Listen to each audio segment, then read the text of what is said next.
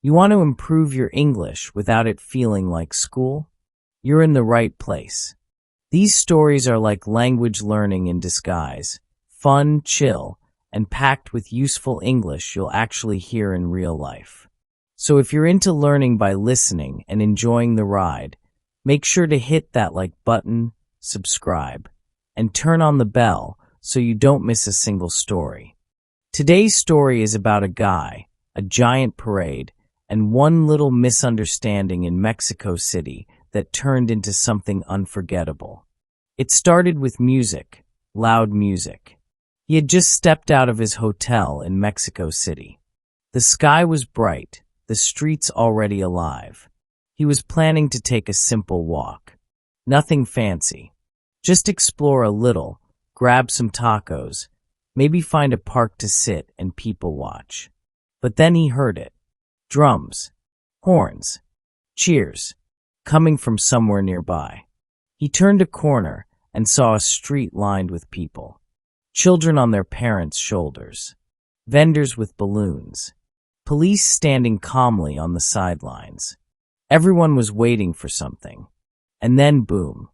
A float rolled by, covered in bright flowers and papal picado.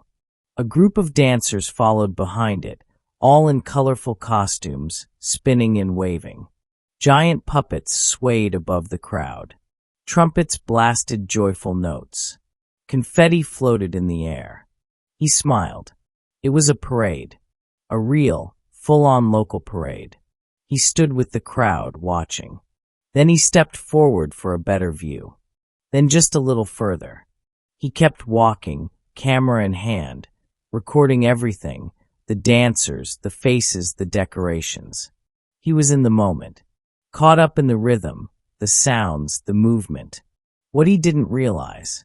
He had crossed the invisible line between the crowd and the parade. He looked up and noticed people smiling at him. Not just watching the parade, watching him. Some clapped. A little kid pointed. One man even handed him a small Mexican flag. Wait, was he in the parade? He turned around. Yep. Behind him, more dancers were following, twirling in sync. A marching band was setting up. Ahead of him, the street stretched on, lined with waving people. And there he was, stuck right in the middle, completely unplanned. He almost stepped out. Almost. But then he saw an older woman dressed like a butterfly give him a nod and a wink. And he decided to just roll with it. He smiled back, raised the tiny flag, started walking with the rhythm. He wasn't dancing. Not really, just kind of swaying and nodding. But the crowd didn't care. They cheered anyway. He passed a group of teenagers playing giant drums. He walked beside a float shaped like a giant chili pepper. A mariachi band played on a platform behind him. At some point, someone gave him a paper crown.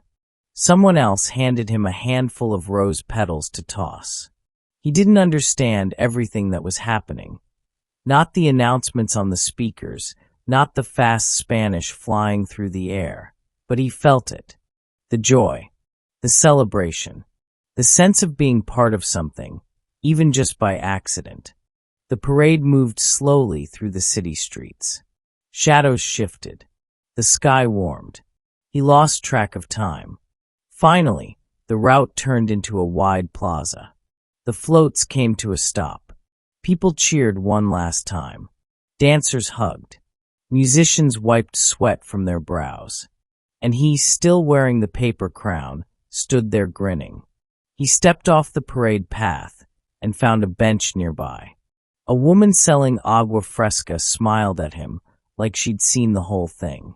He bought a cold drink, sat back, and finally let the moment hit him. He had come out for a short walk. No plans, no expectations, and ended up marching through the heart of a city he barely knew, waving to strangers and smiling so hard his face hurt. And maybe that was the best part of travel, not the planned stuff, but the surprises, the little moments that happen when you say yes. So, did you enjoy that one? Crazy how one step in the wrong direction can lead to a once-in-a-lifetime memory and a bunch of new English words without even trying. These stories are fun, yeah, but they're also sneakily teaching you useful stuff. Past tense, natural phrases, real-life vocabulary. So if you liked it, show some love with a like and subscribe. And drop a comment. Have you ever ended up somewhere you didn't mean to go, but were glad you did? We'll be back tomorrow with another story, same time, same place.